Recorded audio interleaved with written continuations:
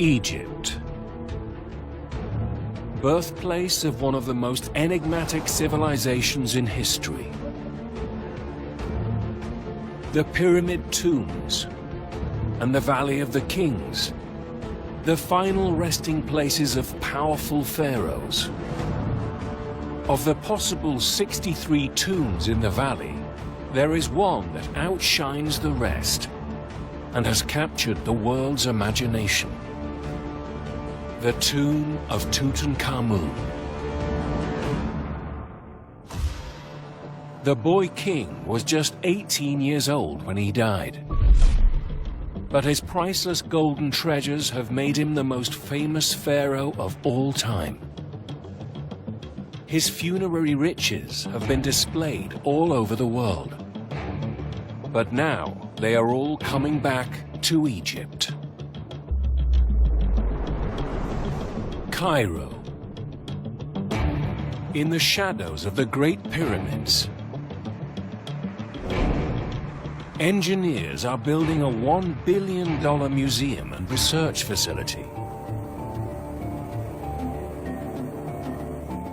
The Grand Egyptian Museum will house all Tutankhamun's 5,000 treasures in one place for the first time in 100 years.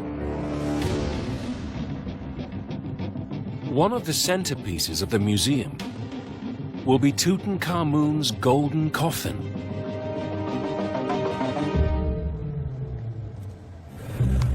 Ahmed Abdrabu is leading the research process to get it ready.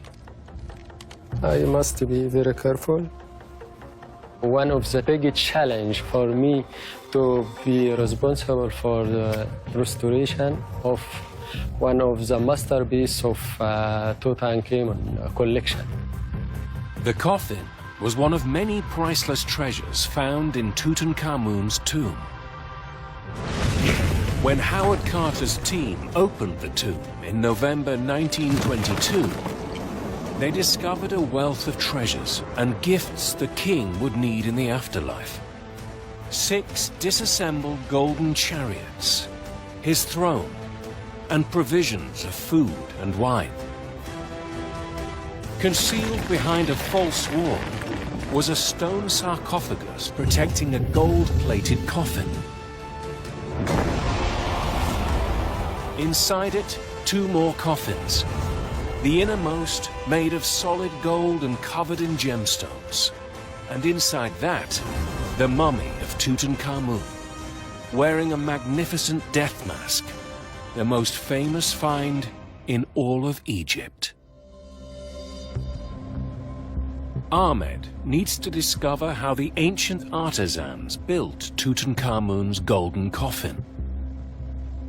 The inside is made of wood, but the outside is covered with a thin layer of precious gold.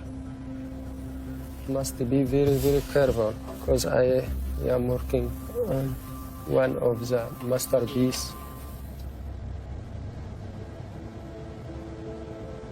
Under the lens, Ahmed discovers an extraordinary secret.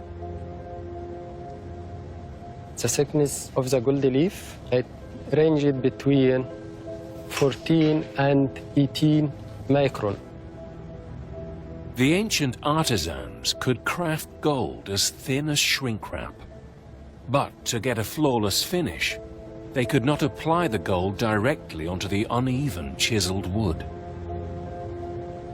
Ahmed investigates closer and finds a mystery layer between the gold and the wood. This is for the first time to see this. Ahmed finds a 3,300-year-old secret, known only to the top craftsmen closest to the king. This textile layer, I think it is linen. The ancient craftsmen used linen bandages to smooth out the jagged wood and create a perfect finish for the thin gold. Almost 3,500 years later, we are still solving the mysteries of Tutankhamun. Ahmed is on the hunt for more clues.